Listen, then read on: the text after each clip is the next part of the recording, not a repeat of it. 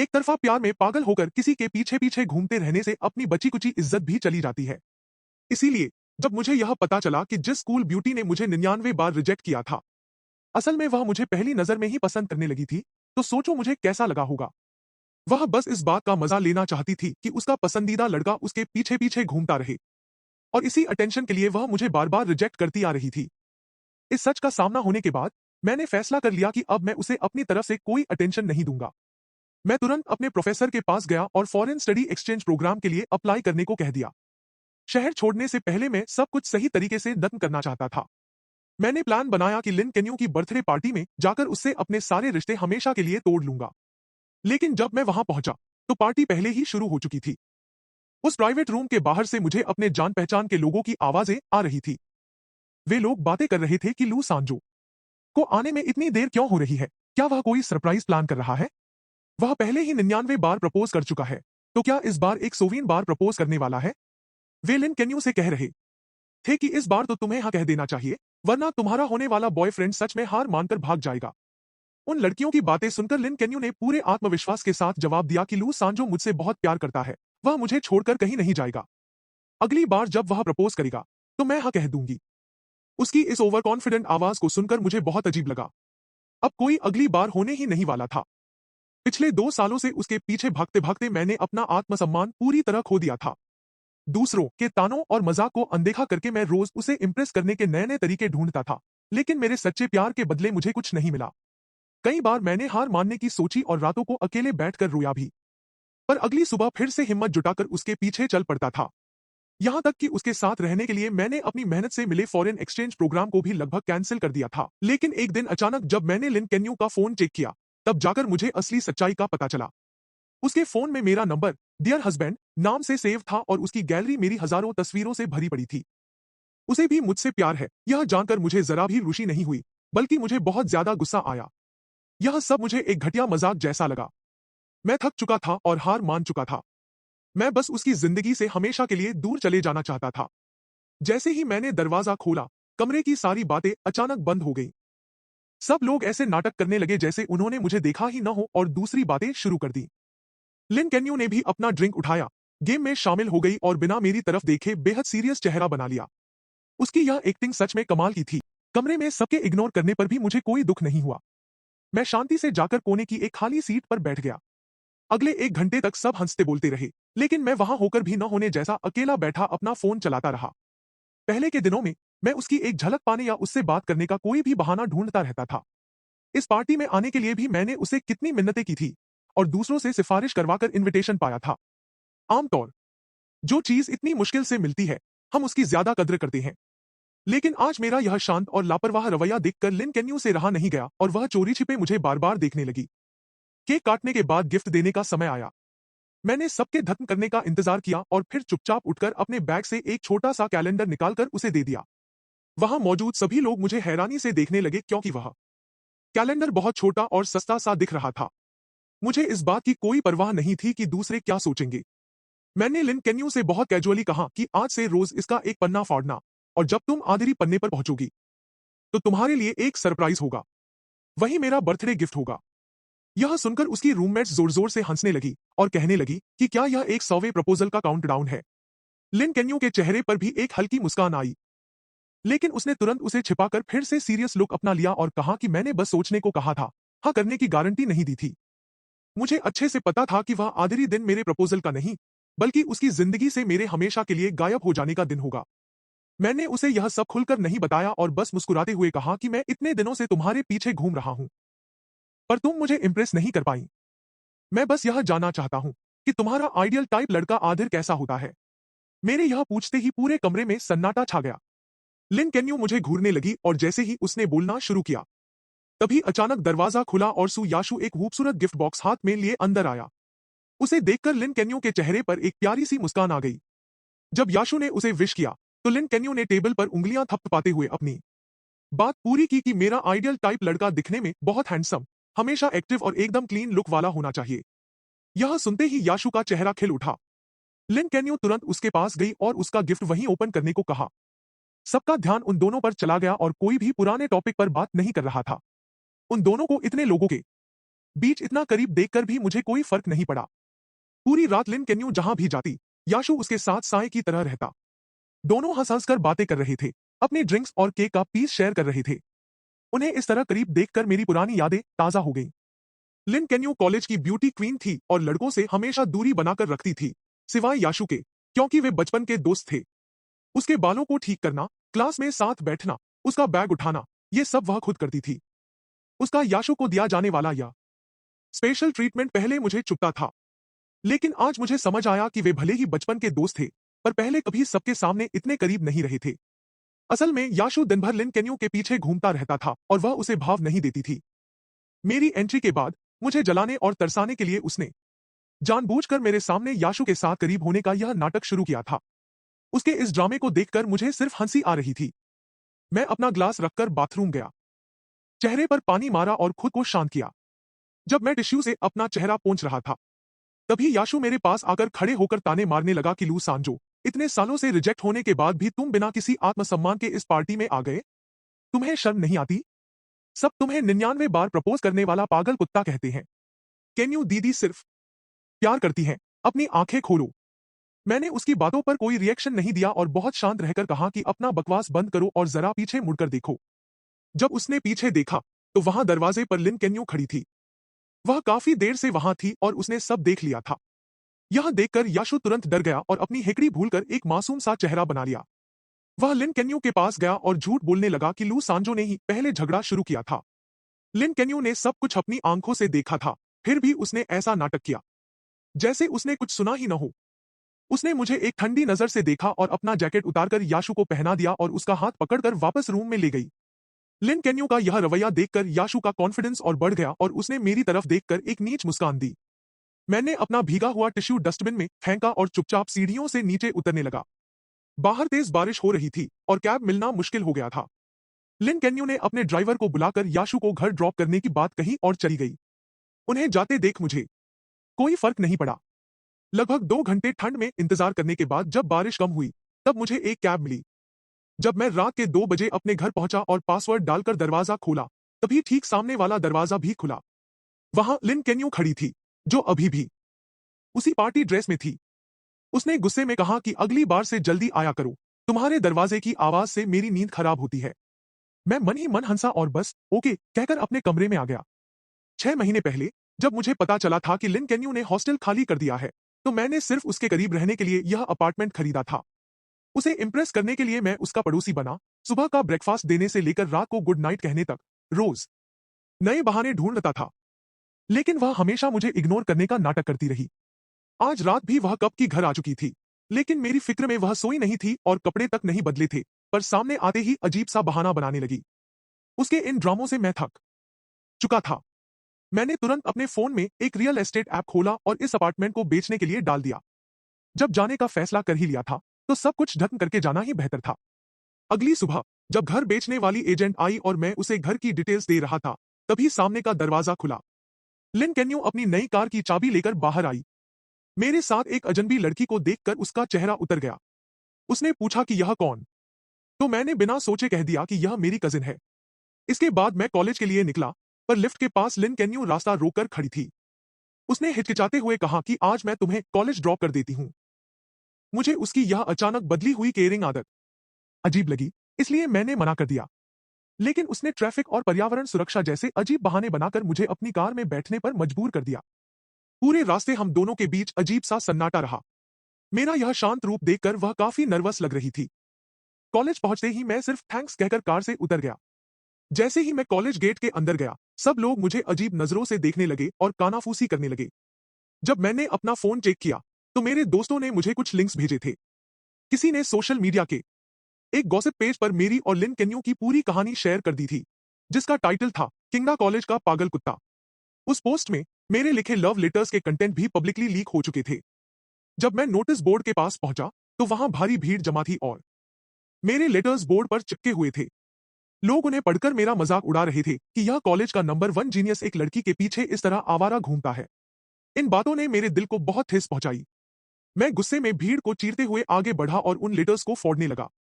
तभी वहां याशु की कड़वी आवाज गूंजी, जो लिन केन्यू से पूछ रहा था कि इस लड़के ने आपको इतनी बार प्रपोज किया, आप इससे कितना प्यार करती हैं?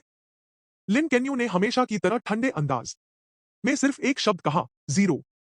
यह सुनकर वहां मौजूद भीड़ का मजाक और बढ़ गया। लोग मुझ पर कमेंट्स करने लगे कि 99 बार प्रपोज करके भी तुम्हें सिर्फ अंडा मिला। अब तुम्हारा 100वां प्रपोजल कब है? हम तुम्हें कुछ टिप्स देंगे। मैंने अपनी मुट्ठी में उन फटे हुए लेटर्स को इतनी जोर से भींचा कि मेरी उंगलियों के जोड़ सफेद पड़ गए। मैंने उन लेटर्स को हवा में लहराते हुए पूरी भीड़ के सामने ऊंचे और कॉन्फिडेंट आवाज में अनाउंस किया कि ठीक है, मेरा 100वां प्रपोजल 3 दिसंबर को सुबह 9 बजे कॉलेज के मेन स्क्वायर पर होगा। आप सब अपने दोस्तों के साथ इसके गवाह बनने आ सकते हैं।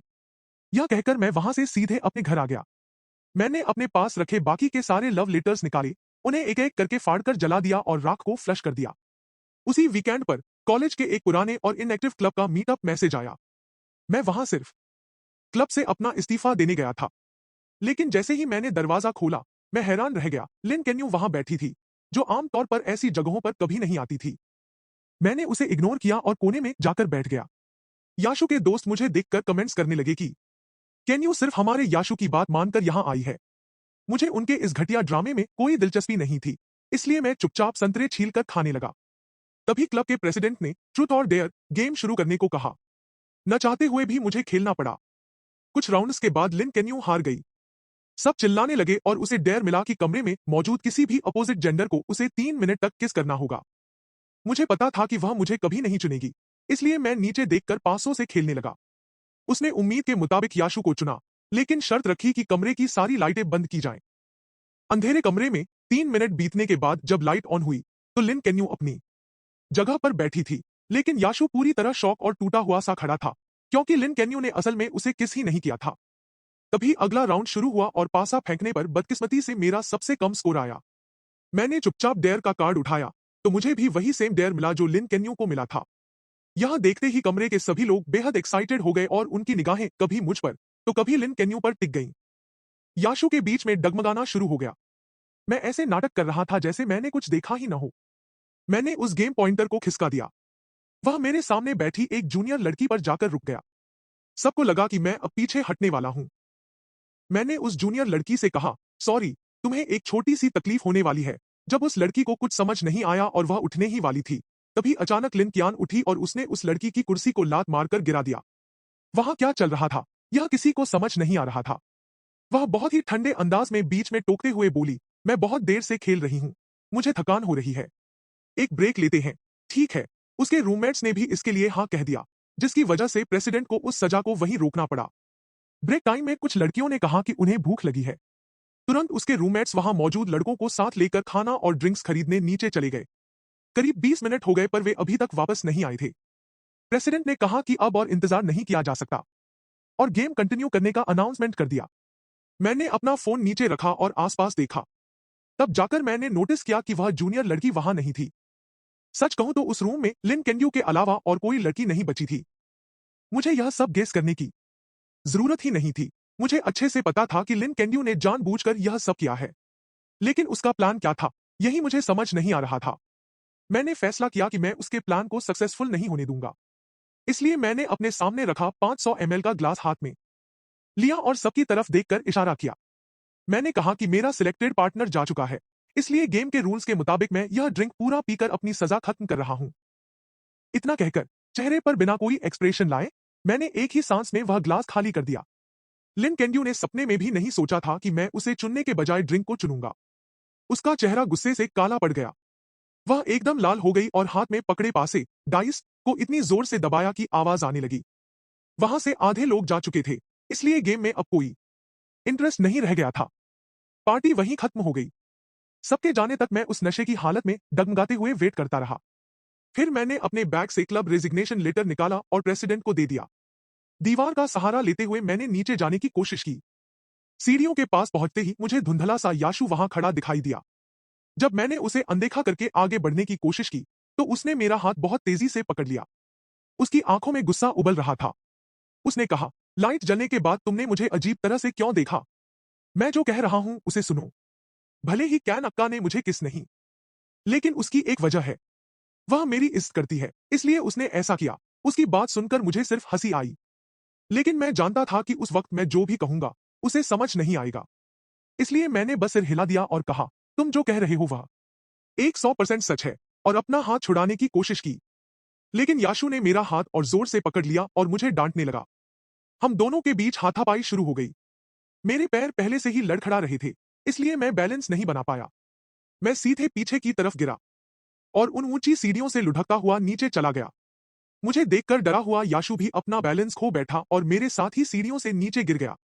हमारे गिरने की आवाज सुनकर वहां से जा रहे बाकी स्टूडेंट्स घबराकर भागे चले आए। हम दोनों को गंभीर चोटें आई थी, जिसे देखकर सब डर गए। आखिरकार लिन कैंड्यू ने किसी से कांटेक्ट किया और हमें अपनी फैमिली हॉस्पिटल ले गई। चेकअप करने के बाद डॉक्टर ने कहा कि मेरा बोन फ्रैक्चर हुआ है और अगर अभी सर्जरी नहीं की गई तो मैं हमेशा के लिए अपंग हो जाऊंगा।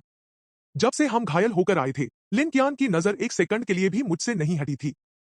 दर्द से पीले पड़े मेरे चेहरे और माथे से बहते पसीने को देखकर उसका दिल दहल गया था। ऑपरेशन थिएटर रेडी था, लेकिन उस हॉस्पिटल में यह सर्जरी करने वाला सिर्फ एक ही स्पेशलिस्ट डॉक्टर था। अब पहले किसकी सर्जरी होगी, यह फैसला लिन कैंड्यू को करना था। उसने बिना सोचे मेरी तरफ देखा और मैंने भी उसकी तरफ देखा, लेकिन पहले मेरी आंखों में जो प्यार और पागलपन था, वह अब नहीं था। एक मरे हुए तालाब की तरह बिल्कुल शांत और सूनी नजर थी। उस नजर को देखते ही लिन कैंड्यू का दिल तेजी से धड़कने लगा। डॉक्टर ने पूछा, मैडम, जल्दी फैसला कीजिए, पहले किसकी सर्जरी करनी है। मैं स्ट्रेचर पर बाहर लेटा हुआ था। बेहोश होने से ठीक एक सेकंड पहले लिन कैंड्यू ने बहुत कॉन्फिडेंस से एक नाम लिया जो मेरे कानों में पड़ा, याशु। पहले याशु को बचाइए। तुरंत डॉक्टर्स याशु को ऑपरेशन थिएटर के अंदर ले गए। दरवाजा बंद होते ही मैं पूरी तरह बेहोशी में डूब गया। जब मेरी आंख खुली तो एक दिन बीत चुका था। आंख खुलते ही मैंने सबसे पहले अपने पैर को छूकर देखा। यह जानकर कि मेरा पैर अभी भी ठीक है, मैंने राहत की लंबी सांस ली।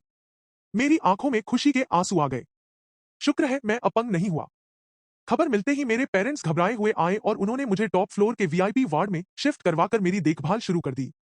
2 घंटे बाद याशु को मेरे ठीक सामने वाले वार्ड में शिफ्ट किया गया। लिन कैंड्यू खुद आकर उसका हाथ पकड़कर उसे ले आई।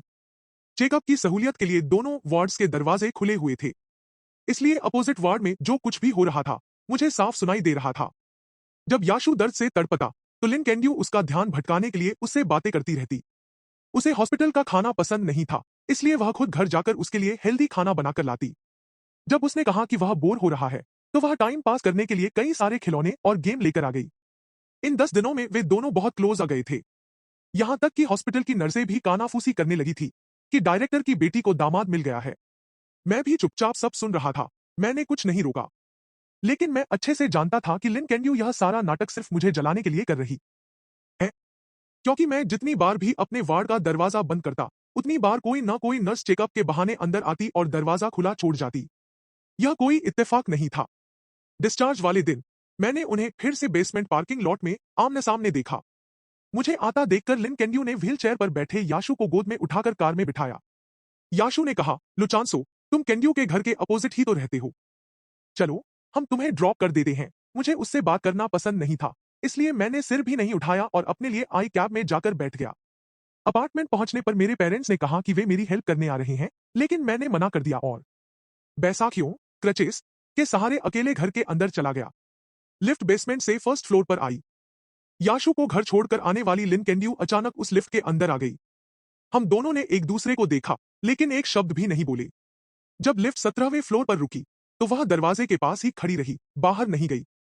इसलिए बिना किसी ऑप्शन के मुझे ही अपनी बैसाखियों के सहारे पहले बाहर आना पड़ा। मैं बहुत धीरे चल रहा था, लेकिन मेरे पीछे आ रही लिन कैंड्यू मुझसे भी ज्यादा स्लो चल रही थी। मैं महसूस कर सकता था कि उसकी नजरें मुझ पर ही थी। दरवाजे के पास पहुंचकर जब मैंने पासवर्ड डालने की कोशिश की तो अचानक मेरी बैसाखी फिसलकर नीचे गिर गई। मैं बैलेंस नहीं कर पाया और धीरे से दीवार के सहारे टिक गया। गिरी हुई बैसाखी को उठाने के लिए जब मैं झुका तो अचानक मेरे सामने एक साया आया। लिन कियान भी झुकी हुई थी। मुझे लगा वह मेरी बैसाखी उठाने आई है, लेकिन जैसे ही उसकी आंखें मेरी आंखों से मिली, उसने झटके से अपना हाथ पीछे खींच लिया। उसने ऐसा नाटक किया जैसे वह अपने जूते के फीते शूलेस बांध रही हो। मेरे चेहरे पर एक ताने भरी हंसी आ गई। मैंने खुद बैसाखी उठाई और धीरे से अपने रूम के अंदर चला गया। कुछ दिन घर पर रेस्ट करने के बाद फाइनल एग्जाम का टाइम आ गया। मुझे जल्द ही फॉरेन जाना था, लेकिन अब मैं थोड़ा बहुत चल पा रहा था, इसलिए मैंने एग्जाम को टाला नहीं और देने चला गया। एग्जाम हॉल में बहुत सारी सीढ़ियां थी। मेरे पैर का घाव अभी पूरी तरह ठीक नहीं हुआ था, इसलिए मैं फर्स्ट रो के बीच में बैठ गया। कुछ देर बाद लिन कैंड्यू याशु को लेकर आई। मुझे देखते ही याशु तुरंत ऐसे नाटक करने लगा जैसे उसके पैर में बहुत दर्द हो और वह फर्स्ट रो में ही बैठने की जिद करने लगा। लिन कैंड्यू ने उसे मेरे बगल वाली सीट पर बिठाया और खुद दीवार की तरफ वाली सीट पर बैठ गई। एग्जाम शुरू हुआ। टीचर जब आखिरी सीढ़ी उतरकर नीचे गई, तब तक याशु ने वेट किया। फिर किसी को बिना पता चले उसने एक चिट कागज का टुकड़ा मेरी डेस्क के बीच में फेंक दी। वह रेलिंग से होती हुई मेरे ऊपर आकर गिरी। पेन पकड़े हुए मेरा हाथ वहीं रुक गया। इससे पहले कि मैं रिएक्ट करता, टीचर ने मुड़कर मुझे डांटना शुरू कर दिया। उन्होंने कहा, एग्जाम से पहले मैंने कई बार कहा है कि मार्क्स कम आए तो चलेगा, लेकिन कैरेक्टर में कोई कमी नहीं होनी चाहिए। चीटिंग मैं बिल्कुल बर्दाश्त नहीं करूंगी। तुमने यह जानबूझकर किया है, लुचांसो। तुम्हारा एग्जाम कैंसिल किया जाता है। तब जाकर मुझे समझ आया कि याशु का असली प्लान क्या था। लेकिन मैं यह बदनामी चुपचाप सहना नहीं चाहता था। मैं तुरंत खड़ा हुआ और सीसीटीवी फुटेज चेक करने की डिमांड की। लेकिन बदकिस्मती से उस सुबह उस बिल्डिंग में पावर कट था, जिसकी वजह से कैमरे काम नहीं कर रहे थे। याशु के चेहरे पर शौक के बाद आई खुशी को देखकर मुझे बहुत भयंकर गुस्सा आया। लिन कैंड्यू याशु के बगल में ही बैठी थी। उसने वहां जो कुछ भी हुआ, सब अपनी आंखों से देखा था। टीचर बिना सबूत के किसी को सजा नहीं देना चाहते थे, इसलिए उन्होंने लिन कैंड्यू को बुलाकर पूछताछ शुरू की। किंगड़ा कॉलेज का वह एग्जाम हॉल और वह पूरी बिल्डिंग लिन फैमिली के इन्वेस्टमेंट से बनी थी, इसलिए लिन कैंड्यू को किसी से डरने या किसी को मक्खन लगाने की जरूरत नहीं थी। स्टूडेंट्स से लेकर टीचर्स तक सब उस पर बहुत भरोसा करते थे कि वह हमेशा ईमानदार रहती है। सब कुछ सुनने के बाद लिन कैंड्यू ने मेरी तरफ देखा और फिर बहुत शांत आवाज में बोली, चीटिंग याशु ने नहीं की है। उसके यह शब्द कहते ही मुझ पर लगा आरोप कंफर्म हो गया। टीचर चिल्लाई, लुचांसो, अब तुम क्या बहाना बनाओगे? गलती भी की और अपने क्लासमेट पर इल्जाम भी लगा रहे हो। तुम सुधरने वाले नहीं हो। पहले जो मार्क्स लाए थे, क्या वे भी ऐसे ही चीटिंग करके लाए थे? जो भी हो, इस बार मैं तुम्हें नहीं छोड़ूंगी। पूरे स्कूल में अनाउंस करके तुम्हें सजा दूंगी। मैं वहीं सुन्न होकर खड़ा रह गया। ऐसा लगा जैसे मैं किसी गहरे गड्ढे में गिर गया हूं।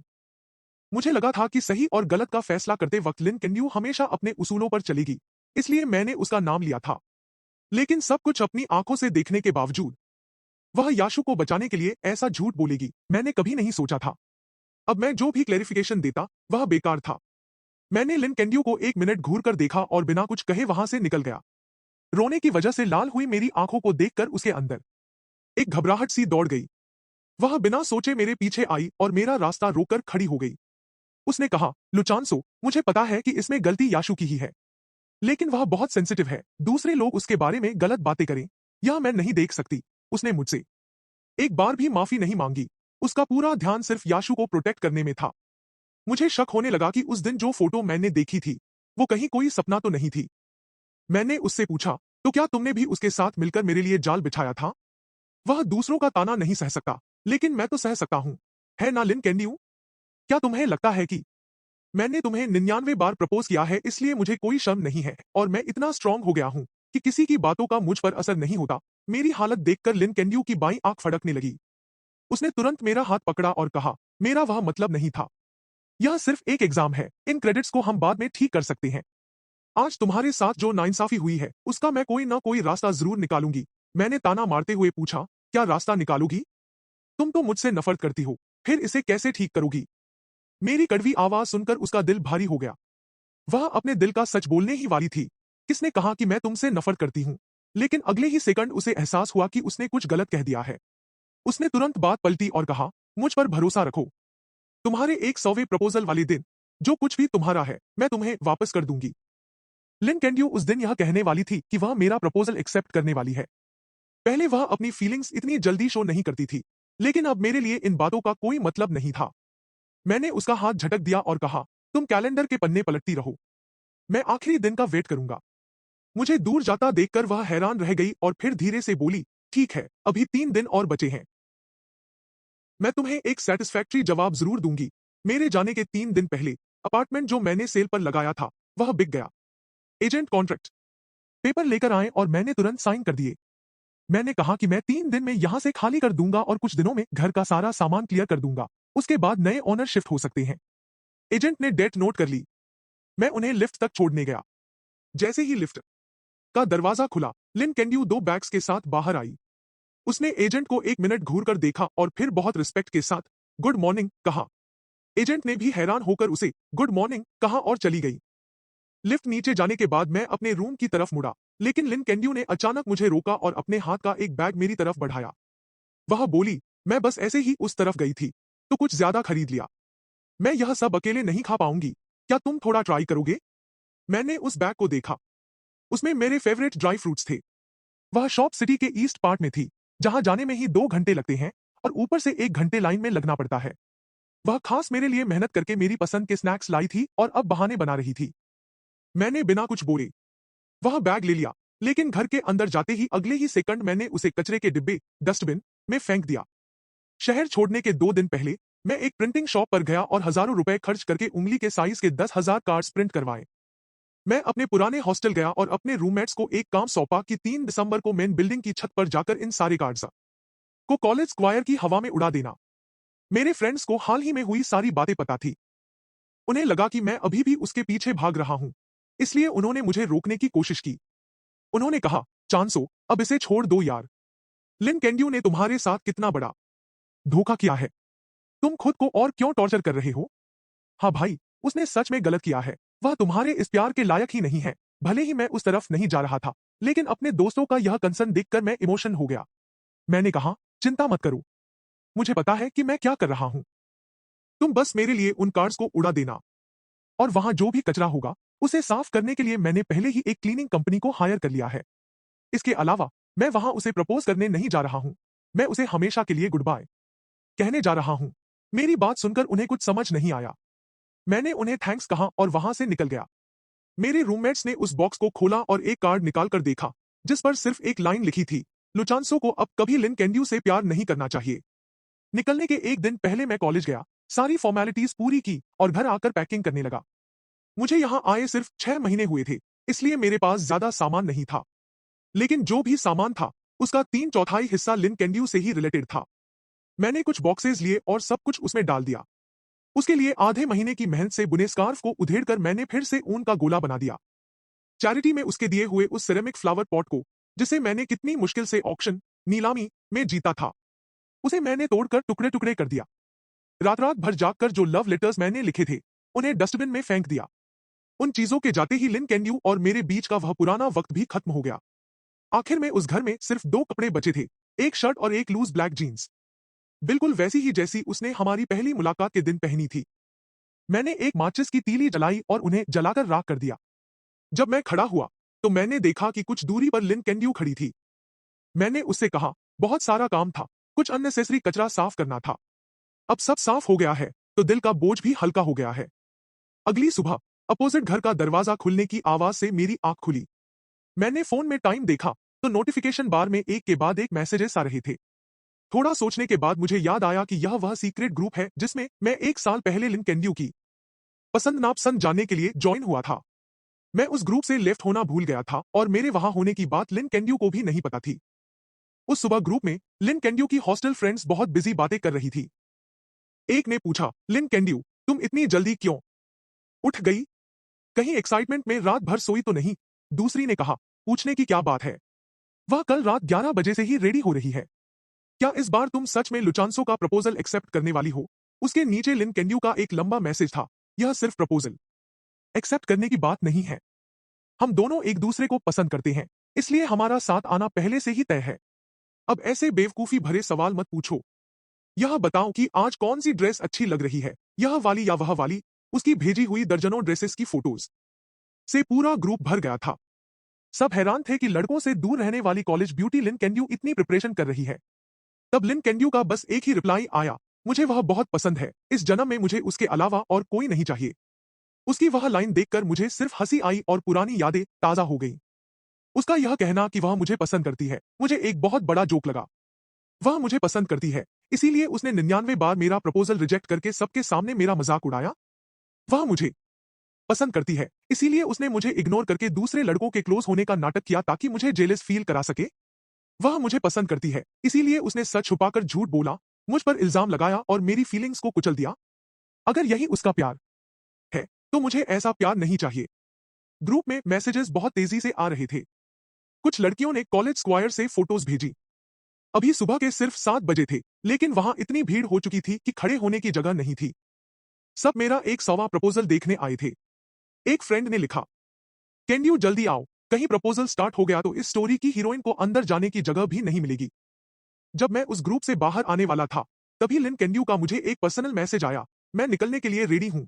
मैंने मन में कहा, मैं भी निकलने के लिए रेडी हूँ लिन कैंड्यू, बस फर्क यह है कि मैं तुम्हें हमेशा के लिए छोड़कर जा रहा हूँ। मेरे मन में एक छोटा सा लालच आया कि काश मैं देख पाता कि जब वे कार्ड्स कॉलेज ग्राउंड में उड़ेंगे, तब लिन कैंड्यू का रिएक्शन क्या होगा, और जब उसे पता चलेगा कि मैं देश छोड़कर जा चुका हूँ, तब वह कैसा फील करेगी। लेकिन अफसोस, मैं यह नहीं देख पाऊंगा। आज से लिन कैंड्यू और मेरा कोई कनेक्शन नहीं है। मैंने बहुत शांति से अपनी पैकिंग खत्म की, उस खाली रूम को एक आखिरी बार देखा, अपना फोन लिया और लिन कैंड्यू के सारे नंबर्स और सोशल मीडिया अकाउंट्स को ब्लॉक कर दिया। यह सब करने के बाद मेरे दिल को एक बहुत बड़ा सुकून मिला। मैंने अपना सूटकेस उठाया, उस दरवाजे से बाहर कदम रखा और एक नई, खूबसूरत जिंदगी की तरफ बढ़ गया।